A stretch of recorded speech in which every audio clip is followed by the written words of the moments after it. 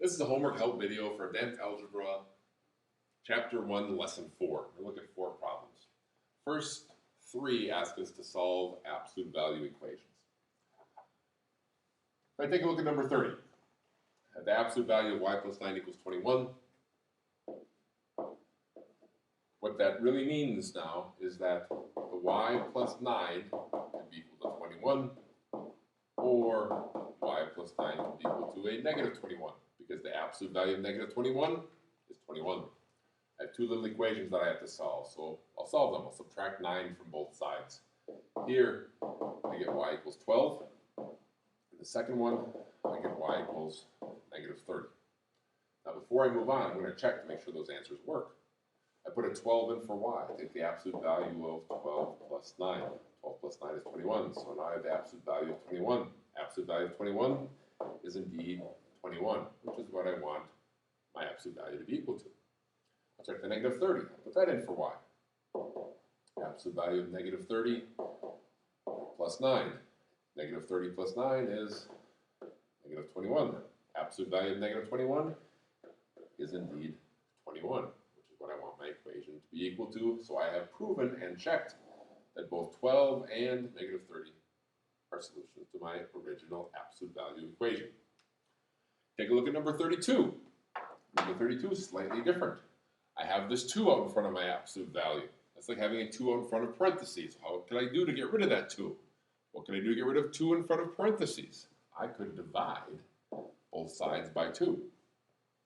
That'll cancel out the 2 in front of the absolute value, and I'll be left with the absolute value of b plus 4. 48 divided by 2, 24. So now it looks a lot like number 30. So I'll create these 2 short little equations. I could have b plus 4 equal 24, or I could let b plus 4 equal negative 24. Very easy, short to solve. I'll subtract 4 from both sides. Here, b is equal to 20. And here, I'll let b equal negative 28. Now, before I move on, I'll check. I'll put 20 in for b. 2 times the absolute value of 20 plus 4. 20 plus 4, 24. So now I have 2 times the absolute value of 24.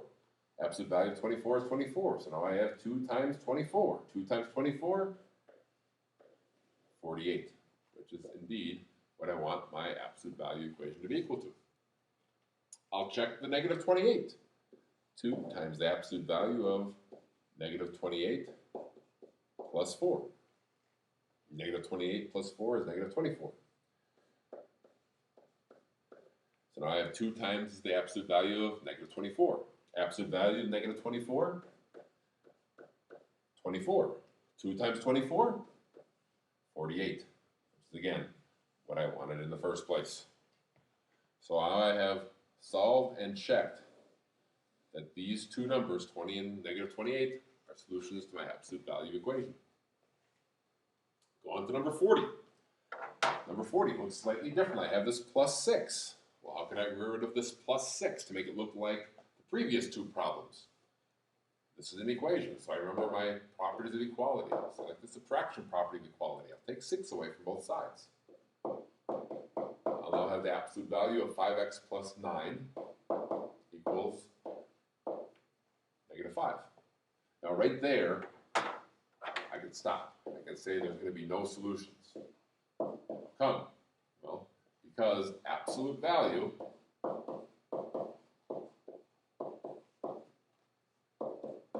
cannot equal negative numbers.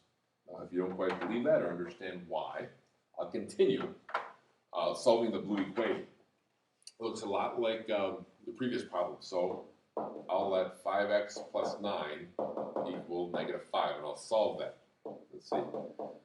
5x would equal negative 14. X would equal negative 2.8. I subtracted 9 and then divided by 5. If I check that, I'm going to take my supposed answer, put it back into the original problem. Absolute value of 5 times negative 2.8 plus 9 plus 6. And I'll evaluate that. So now I have the absolute value of negative 14 plus 9 plus 6. If I add negative 14 and 9, I'll have the absolute value of negative 5.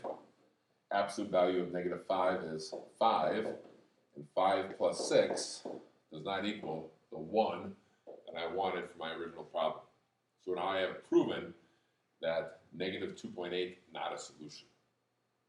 Okay, now if you remember right away, you can stop and do a lot less work than I did here. If not, in your checking of your answer, you'll pick up that a certain number is not a solution. Last problem is 48. Story problem. I didn't write the whole story problem down. I wrote some of the pertinent information. I'm letting X, but I could have used any variable that I wanted, be the weight of a filled bag. In the story problem, it says that we want the bags to weigh 16 ounces. That's the ideal weight. If we are off either too much or too little by more than 0.3 of an ounce, that's not acceptable. If we're within that plus or minus 0.3 ounce range, the bag is fine. We're supposed to set up and solve an equation to describe the heaviest and lightest that a bag could weigh. I can do that with absolute value. I can take the absolute value of whatever the weight of a filled bag is minus the 16 ounce ideal weight, and I want to be, or have that difference be 0.3 of an ounce. So you notice I didn't write plus or minus anywhere because that is taken care of by the absolute value. If I take a look at that red equation and think about those first two problems, from that red equation, I can have that ideal weight difference be a positive 0.3 ounces, or I can have it be a negative 0.3 ounces. So I have those two little equations, the plus and minus 0.3 ounces is represented, and I solve both of them by adding 16 to both sides of the equation.